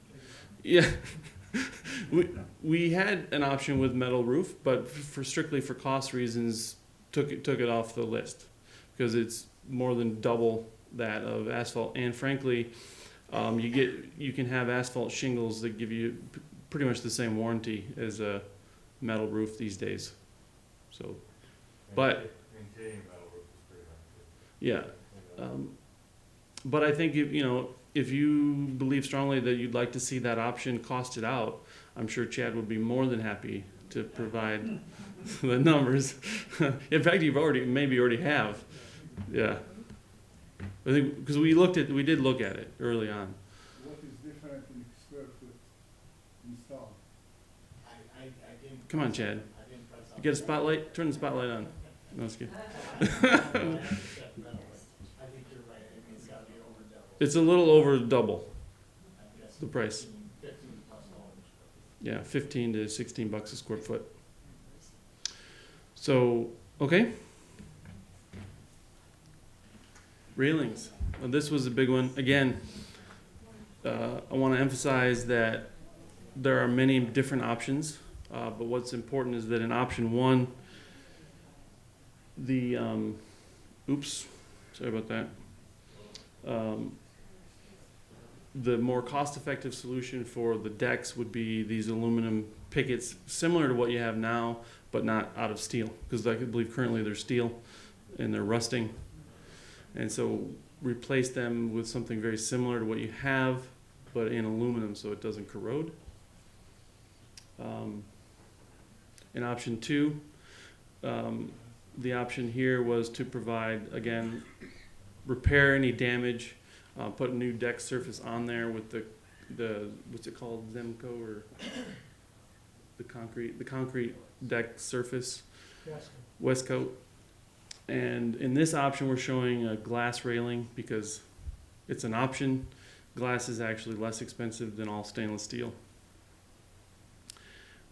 Option three would be same scope as 1 and 2, but with all stainless steel. So all the parts and pieces are stainless steel. They're not going to rust. You don't have to maintain them.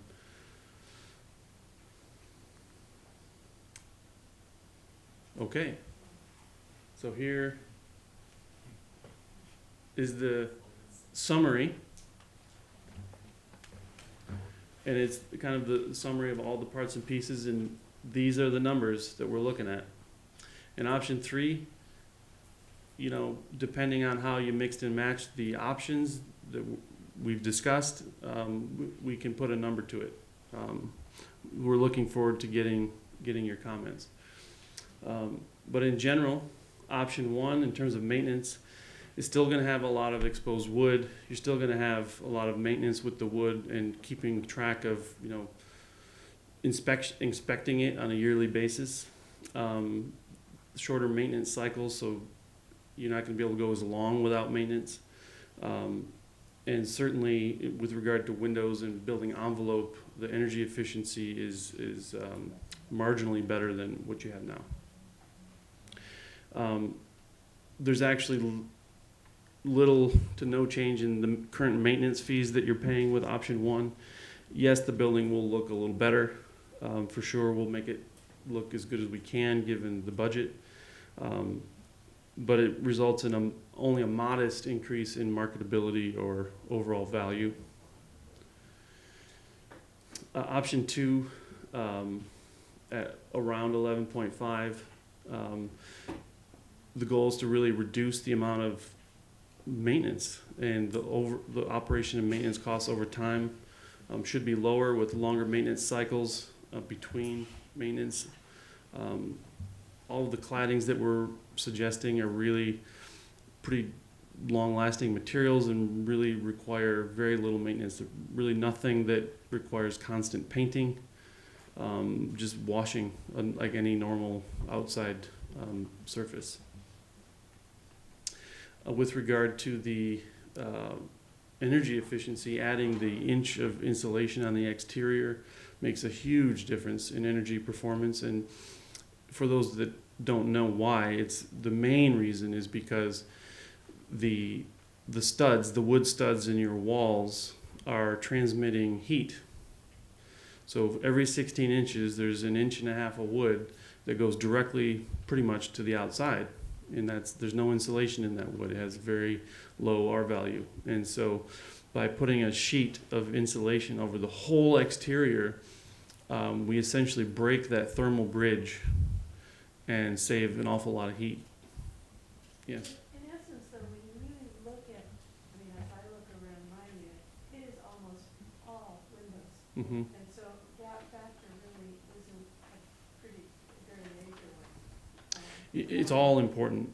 Well, You have to look at. Yeah, but Mm-hmm. it's much more in windows than it is, I would think. I mean, this is where you get the expertise. They're both important. They're both very, very important. Certainly the windows need to perform. You know, there's a funny thing, glass actually transmits heat faster than air. And so, you know, it's you need to have thermally broken windows. High performance windows certainly help a lot. But can I say whether one is more important? There's certainly more area of wall. There's more area of wall than glass, and so from that point of view, the walls are more important. But not in your unit, okay, yeah. The sites that face the water, I don't know that we did a percentage. Sometimes there's we'll, more glass, definitely more glass than wood. okay, I'll take your word for it. I haven't done the calculation. Irrespective of that, they're both going to be important. You know, adding the inch of insulation is going to make a huge difference, and certainly the windows are critically important in that as well. I would imagine it's something like, you know, the weakest link, you know, and it sort of determines the overall energy efficiency. You don't want a weak link anywhere. And so option 2 and 3 both include rigid insulation around the exterior.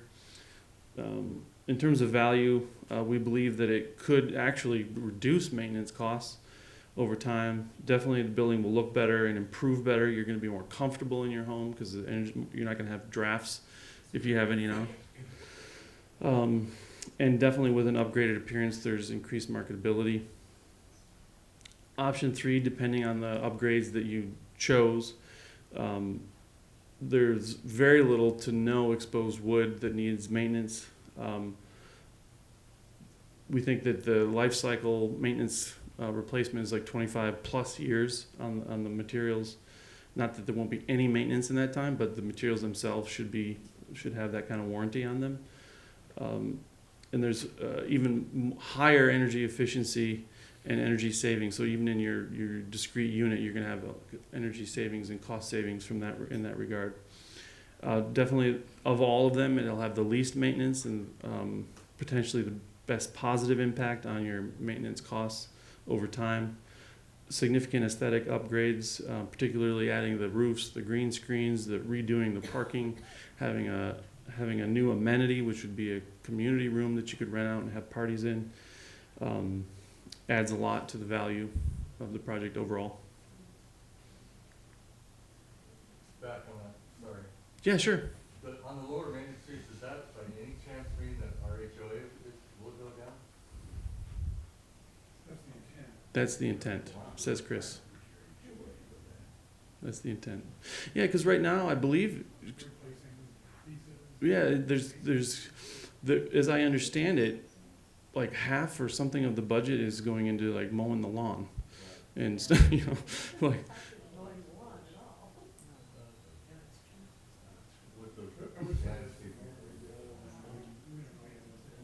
So it would be a goal of the project. I think it depends on where you land in that, you know. If you land over here, I think you have a higher chance of expecting that, but if you're over here, maybe not. Okay. And so I first described this like adding an a la carte menu type of thing. And so we wanted to give you some sense of what each of those conditional upgrades would add to the overall budget so that you can have some value judgment in terms of what they mean to you. And so these numbers are, as you see, plus these are add-ons from the base, right? So to upgrade the cladding from painted hardy to something that has an epoxy coating in the kind of middle range is going to add about that much to the construction budget.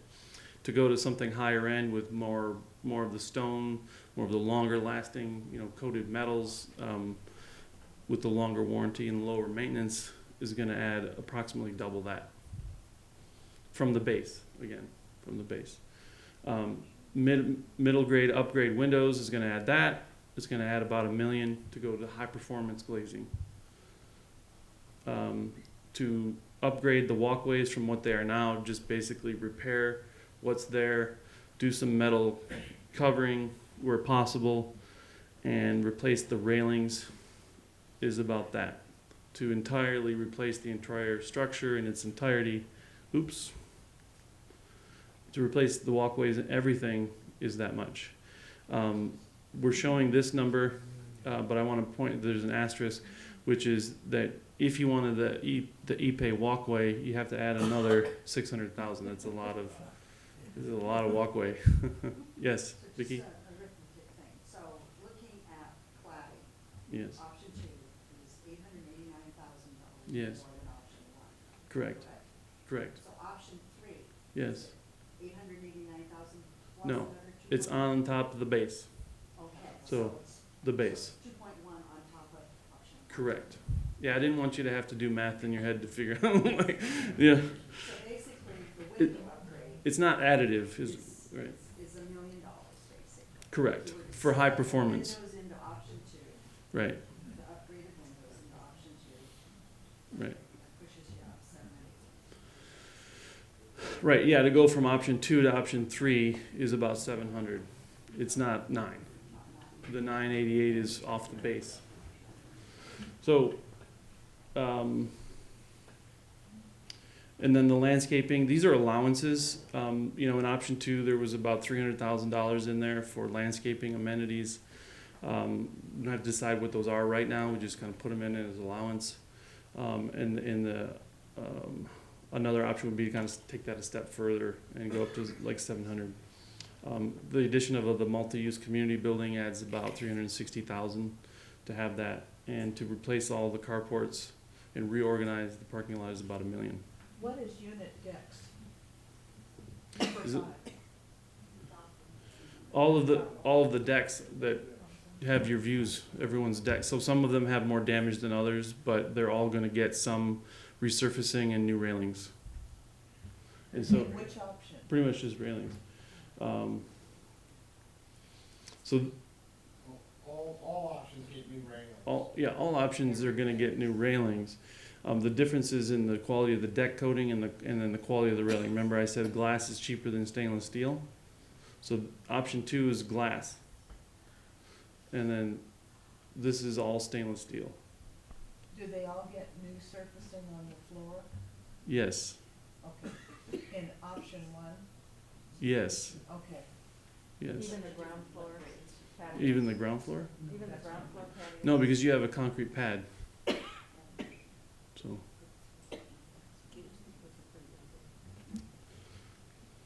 so that's all it's gonna cost, and I'm gonna hand it over to Chris. And sorry, bad joke. Sorry. Too soon? Right. Okay. All right, so we'll try and explain what's gonna happen next. So this presentation will be on the website tomorrow, on Property Group's website tomorrow. We're gonna put together a list of questions that will draw out opinions about materials and approaches. And as Matthew said, it's not pick A, B, and C. We'll put the questions together in a way that will allow you to consider mixing and matching. Mixing and matching. Because as Matthew said, these are organized. They're organized by A, B, and C as a way for us to demonstrate differences. But there's a million combinations that can happen here. And we can take pieces of 3 and add them to 1 and skip the 2-step altogether. So and that process will happen after this when we get better direction about where we're going from this point on. The survey will be out end of the week. You'll have next week to prepare those surveys and send them back. It'll be just like the landscape one. It'll all be done online. We will compile the results and then have a discussion like this 2 weeks from today. And then that should start to give us a sense of things that are out of the question. Why are we even thinking about this? Things that might be on the table, and then we can come back and kind of start to think about how they all get combined. And then there'll be a process. We don't know exactly what the process is yet, but there'll be a process with the board to kind of go through, take all this information, and compile this into a single scheme that the design team will continue on heading towards the June annual meeting. And as Matthew said, there'll be more meetings where we kind of dig into the details more. This is today's kind of a big picture kind of overview on the approach. As we settle on a design, there will be choices about railings, choices about colors, choices about materials. We'll have a lot of hands-on samples. We have a lot here today. But we'll have more, they'll be more focused as we start to kind of drive things back towards a single scheme. So does that make sense? Any questions? Yeah. On the surveys, are they gonna be one survey per unit or one survey per person? How did we do the landscape one? Per person, landscape was I per, would object to that. I think that every unit should have one oh, okay, okay. personally. We were told per unit before. We were told per unit. Hmm. But it didn't come out that way. Yeah, it didn't come out that way. And this one's more important than the landscape one, not that the landscape one wasn't important. But this is gonna set the direction for where we go. So I don't think And I don't think, yeah, somebody that has a partner gets to vote twice. and yeah, I agree. vote once. Yep. No, that makes sense. We can do that. We can do one per unit. And then, Chris? can I go back to the, Chris, can we go back? The 8.5 does that take into account the credit towards? No. What we will have towards the, No, it does not. okay. Leave the sentence as you what you were referring to. Well, there will be some credit from the association towards the insurance. Yeah, it's for the insurance settlement. So, Yeah. Chris, on the cost estimates, how long are those good for? These aren't, I wouldn't go, it's a stretch to call these cost estimates. Well, it's, what Uh, I'm worried about is obviously escalation. So you vote in June to do this, you complete the plans, you're looking at a construction start date of January 1, 2018. I'm just making this up. Yeah, so these numbers are kind of a target range because the design's not developed yet. So we'll have, when we get down to a single scheme and we move towards June, we'll have a real cost estimate. But, to really answer your question though, in terms of locking in price, because we know we have a targeted date for 2018, mind you, that's moved a little bit. It will be our goal to go and when we seek out sub bids, material bids, that we need a price lock until, let's say June 2018. So there will be factors that will be added in at that point for, a price today may be different than a price next year. So they'll have to talk to their vendors, make sure that what types of price increases there may be. But that's our intent at 90% in June. If we get our 90% documents and we put this out to bid, that we will be looking to 2018. Yeah, Thomas. On the landscape or escalation, if you're paying, let's say, $70,000 a year for landscaping, and I had the goal to cut that in half for maintenance, if we still kept that money in the landscaping, we could have that budgeted, paid for the landscape construction costs. If you want to consider it that way versus saving money, I understand that as well. But it's something we could do over time, and every 3 years do a major chunk of improving the quality of what the grounds look like. So I just consider that as a thought as well. I want to go back to survey for just a moment. I was going to say, if there's some family, whatever, that's not comfortable doing it online, we'll try to figure out a way to accommodate you doing it manually. So, just paper survey. So we'll work that out if there's someone that just is not able to do it online.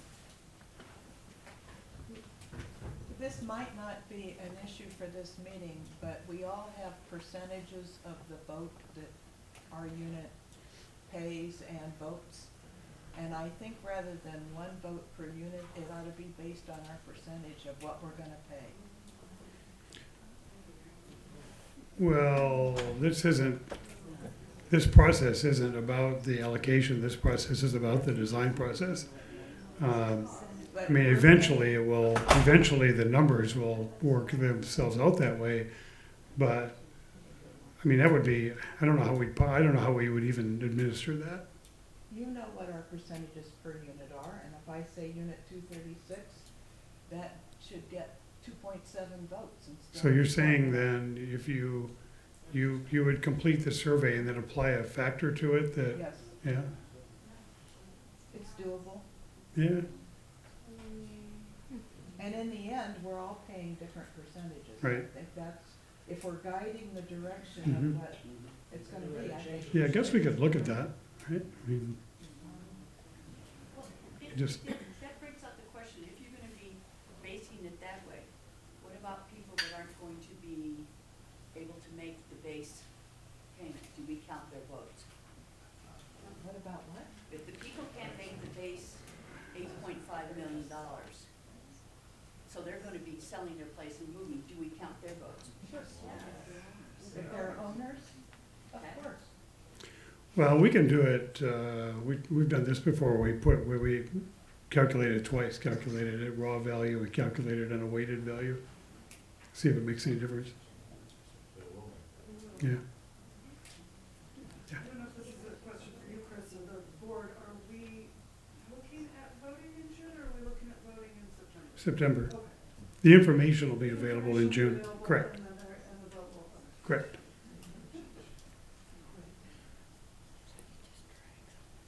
Mike? But it's important to understand, I happen to agree that each unit should be weighed by its allocated assessment. What's important to get to by June is some sort of a majority consensus. And the reason that we're not gonna vote for the assessment in June is solely to give people this summer, if they have to move, or to give them the time to know if they can get the financing before we vote in September. It would be very unfair, in my opinion, to come to the meeting in June or find out 2 weeks before the meeting in June, this is how much the assessment's gonna be, and you have to vote. That's why that 3 months was built in there. But we still have to know by the June meeting which way we're gonna go. Right? Yeah, correct. so what does that consensus look like then if it's not a vote? Well, this whole process, I agree with. We've got to, each of us, as a unit, as a 56 units, have got to look at this thing and the stuff that's been given here and make that evaluation of where we want to go. And that's what these surveys and these meetings, this is how do we get the voice of all 56 owners, 55 plus one, to come to a consensus on how far down this path we go. That's what we've got to do as a group between now and June. And there's some that'll wanna do everything. And there's some that want to do nothing. I'm aware of those ends. Okay? But we've gotta figure this out. But Mike, by the same token, we don't have the choice of doing nothing. Correct. Can we get your professional input as architects and the aesthetics, how we can get that $15 million look for half the price? Nancy, that one's yours.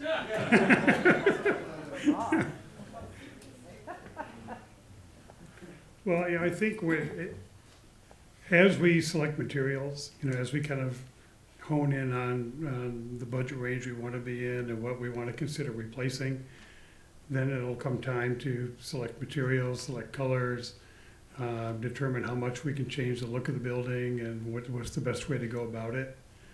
And as you saw on the slides, I mean, the range is pretty big, from less impactful to more impactful in terms of changing the look and feel of the building. We've been, even thus far, even in these slides, we've been looking for things that provide some value. So you're not starting You're not creating a whole new scope of work just to change the way something looks.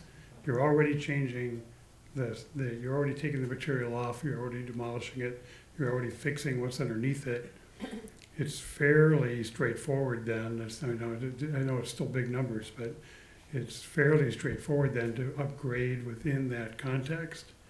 And we'll continue to look for that. That's how we've been approaching things thus far, is looking for ways to kind of maximize value, change the aesthetic appearance within that value. We'll just have to see, kind of what the tolerance for that is, and where people want this to land, kind of following surveys.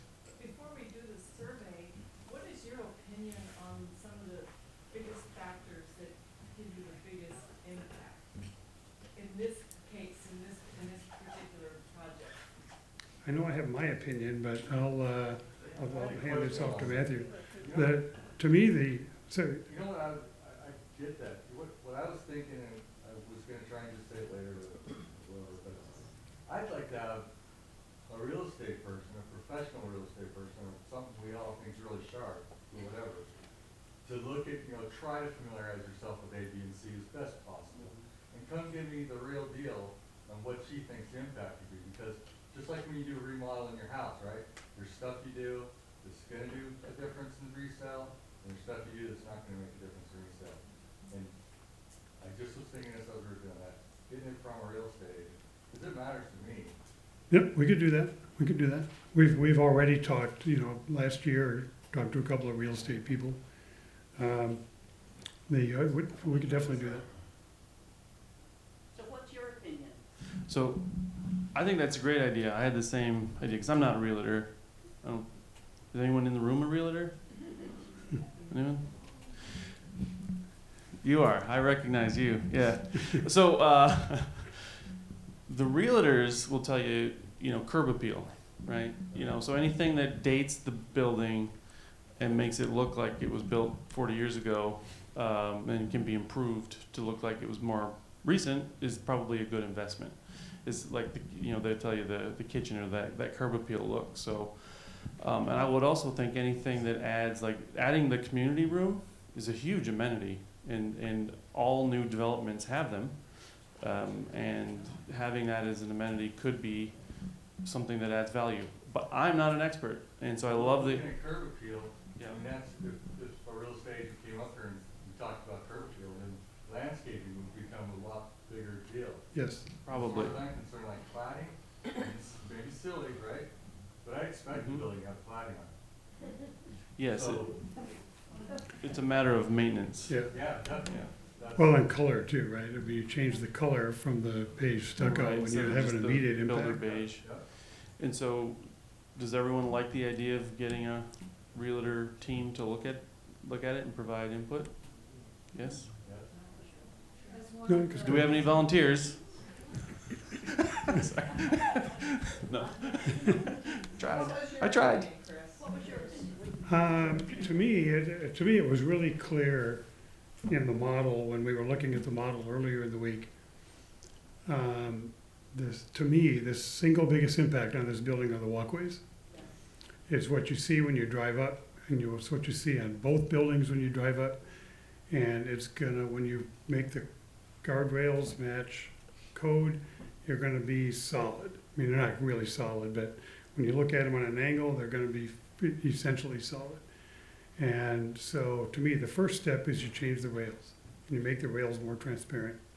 And then the second step is you go to steel, solve the maintenance problem, get rid of half the columns, but it's a big number. And we set off in that direction without knowing the number, right? We wanted to know, in the scheme of things, what's the least we could do on the walkways? Were they repairable? The answer was yes. What would one do? What would it cost if you replaced them? And we found out it's a big number, right? It's a bigger number than we were hoping it was going to be, but it's a big number. It would have a huge impact, particularly if you started to green them, right? Started to run green up the facade. It's a big number. It could be added directly to option one. You don't have to do the option two. You go directly to option one. But I don't know. I'd be really curious to see what people think about that. What's your, Matthew, what's your opinion? I think we should let everybody. Yeah, I wanna get people's input, yeah. Have the overall schedule, Chris. We didn't actually, this is the first time we haven't actually included it. Would you like Uh, to? Yeah. I have it right there, so. So our next meeting's in 2 weeks, on April 12th. And then the next full meeting, I think we're gonna wanna add some, design steps along the way in May, as we kind of hone in on this a little bit further. And then June is, a presentation of the final design, with costs. And then September is the vote, and then I believe next spring was the construction start. Do you remember that? May. Next May. Yeah, Carl. Chris, I'm responding to your comment about the walkways. One of the things that I think that's, we've got to keep in mind as we consider the impact of the appearance changes, the features that we include, is that we're not gonna see the building in the way it was displayed here. When we look at building 2, for example, when we drive up, there's a lot of trees, there's a lot of towers. There's not that much of that side of the building that you're shown here that you're gonna be able to see when you walk or drive up. That's less true in building 1 perhaps, but I think that we've gotta keep in mind as we assess the various impact of these various features, that we don't see a lot of this stuff from every angle and from many angles. The tower in building 1 really obstructs a lot of it. And that's gonna be true in just about every view I can imagine here compared to what we're gonna hear in the images. It's just different. Well, and everyone will have a different priority Yeah. of what strikes them as important. Sure. But when you're deciding that, Yeah, it's a you good gotta idea. consider how much you're really seeing of it. Well, it's a good idea to walk around I too. appreciate that point, I think it's a point well taken. I will counter that by saying every single person walks on those and sees them when you're on them. And so it's not just the view of them, it's the view from them as well that we have to think about. And, But our view is to the water. That's right. You know, this perpendicular idea, sure, but what makes our place special is the view in the other direction. Yep. That's right. So, But what do you see when you drive up? I don't care. I don't care. I come upstairs and I look at the water, so That is the selling point. That's right. And again, every time we keep talking about real estate agents, I get a little upset because we bought this not for resale. I understand that it's important and it's part of what has been stated as goals, but what we're here to do is to repair our buildings and do it in a cost-efficient way so that they look better and are functioning better. We're not here to necessarily look at resale, I don't think. At some time, what your place is worth is gonna matter. Of course, that's right. Of course. And this all came up because, I mean, it would be, you have to ask that question.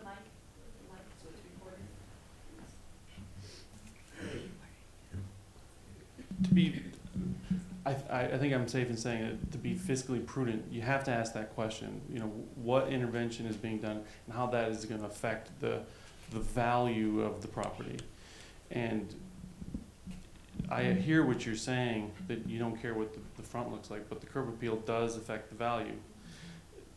And I don't think anyone would disagree, you know, who knows anything about real estate. That doesn't mean you have to replace the entire walkway. It doesn't.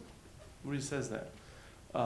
But I would just, you know, in terms of how we got here, it's what Chris was alluding to initially, which is to fix the building, we have to take the cladding off and replace it.